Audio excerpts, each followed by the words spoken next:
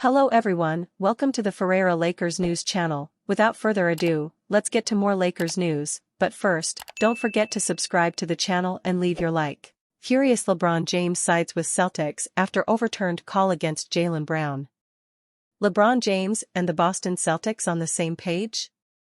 It sure seems that way after the Los Angeles Lakers star took to social media with a post that took sides with Jaylen Brown after a wild finish on Monday, January 8.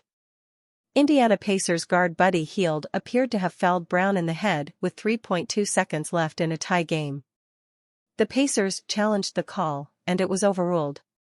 Indiana escaped with a 133-131 victory. On Tuesday, James made his feelings known on the call with a pro-Celtics, emoji-filled post. Brown was irate after the loss to the Pacers, calling for an investigation by the league. The Celtics star took a short jumper defended by Hield, and replays showed Hield brushing Brown's head as he attempted to block the shot. The officials went to replay and decided there was no contact with the head. "I think he obviously hit me in the head," Brown said post-game, per NBC Sports Boston. "We definitely need to do some investigation. That's all I'm gonna say. I think that was an obvious one. I've never heard of head part of the ball. It doesn't make any sense to me." James agreed with Brown. "See what I'm saying? Man facepalming medium dark skin tone," James wrote on X. "JB clearly got hit in the back of the head. They reviewed the play, just to reverse it and say he didn't. Man, what? Good-ass game, to have an ending like that. And y'all see why I be going gorilla pile of poo out there when it happens." James was likely referring to his animated reaction in Boston. James has a reputation for flopping, but he may have had a point the last time he and the Lakers came to Boston. Last season, James appeared to have been fouled by Jason Tatum at TD Garden in a game that was tied 105-105 in the final seconds. After the non-call, James threw a tantrum on the court before the game headed to overtime. The Celtics eventually won 125-121. The best player on earth can't get a call. "It's amazing," Lakers coach Darvin Ham said then, per NBA.com. "As much as you try not to put it on the officiating, it's becoming increasingly difficult." James said then that he couldn't understand the non-call that left him seething. "I don't understand, and I don't understand what we're doing, and I watch basketball every single day," said James. "I watch games every single day and I don't see it happening to nobody else. It's just weird." The officiating in the NBA has come into question recently, even with replay available. In both James and Brown's case, the non-calls likely cost their team a victory. "That cost our team the game," Brown said. "You expect us not to be frustrated? We're trying to build good habits. We're trying to win as many games as possible. We just dropped one because of that, so I feel like we have the right to be upset. The league should understand. Of course, we're going to say something about it after the game. So I don't think there should be any fines, but I definitely think that one should be investigated." James can certainly relate to this one. Grade the trade, Lakers flip D'Angelo Russell to Raptors in 3-team proposal. The Los Angeles Lakers host the Toronto Raptors on Tuesday night in a game that presents a unique opportunity for Lakers fans. After trading OG Anunoby, the Raptors could be entering a fire sale of sorts and the Lakers might be interested. Pascal Siakam is the biggest name that the Toronto Raptors can trade this season, and it would be shocking if he was not dealt before the deadline. Siakam is on an expiring deal and it does not look like he wants to stay in Toronto long-term. The Raptors should learn from their Fred VanVleet experience and not allow the All-Star forward to leave for free. Siakam is probably out of the Lakers' price range, but the team can still utilize the Siakam rumors to their advantage. Instead of trading for someone like Gary Trent Jr., the Lakers can take advantage of a potential Raptors fire sale by jumping into a Siakam trade as a third team. The Lakers may not be able to get Siakam, but the team could get a rerouted player that the Raptors do not need instead. This opens many doors for the Lake Show, including one with a player who has been connected to the team in trade rumors for years now. Lakers could theoretically trade for Buddy Hield via Pascal Siakam. Buddy Hield is back on the trade block, and the Indiana Pacers are one of the most talked about teams when it comes to the Siakam sweepstakes. Because of his salary, Hield would almost have to be in a deal for Siakam. Toronto doesn't really need Hield, who is also on an expiring deal. Sure, the team could take him in as salary filler, but it could also look to flip him for more assets from another team. That is where the Lakers can come into play. With a D'Angelo Russell trade seeming more and more likely, he becomes the obvious player that the Lakers can throw into this potential deal.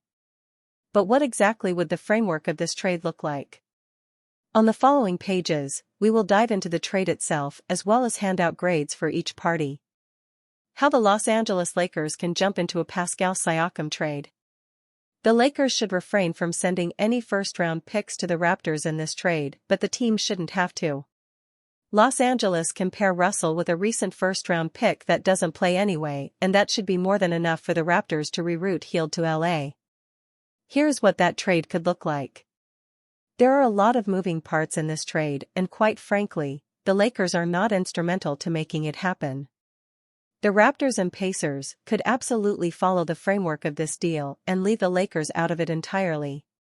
Instead of Russell and Jalen Hood-Schifino going to the Raptors, Hield would just wind up in Toronto. But that would be poor asset management by the Raptors. There is absolutely no reason to settle on Hield if he is going to come in to play 35 games and leave in the offseason. If the Raptors can flip that contract figure for something, they absolutely have to. And that is what they would do. Russell is a lateral move, if not a step back from Hield, depending on what a team needs, and they also would pick up a promising young player in JHS.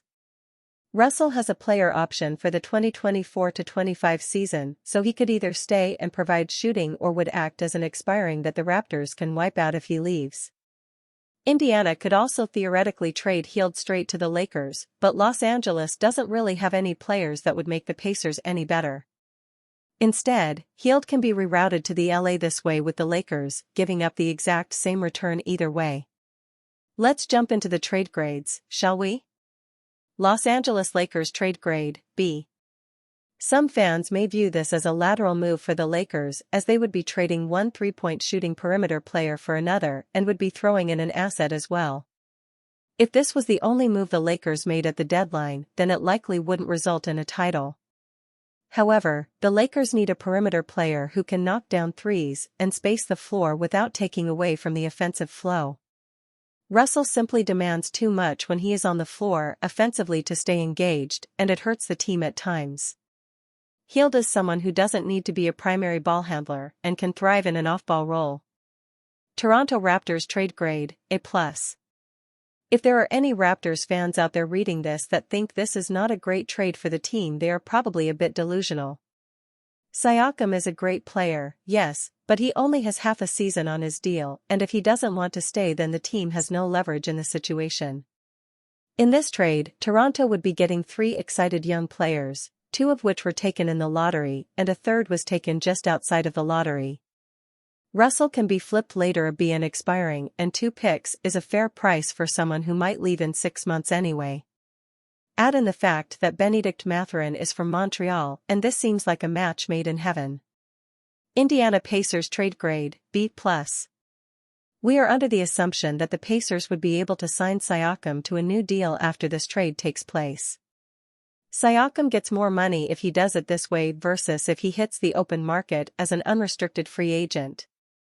There will likely be some communication with Siakam's agent on whether or not a deal is on the table. As fun as Indiana is to watch, they are not close enough to the title to make this trade solely as a rental deal. They need Siakam to become Tyrese Halliburton's running mate. With that assumption, it becomes clear that this is a good trade. Mathurin and Walker both have potential, but are replaceable. Siakam will replace all of Mathurin's minutes, and then some, while Walker is not a consistent part of the rotation yet.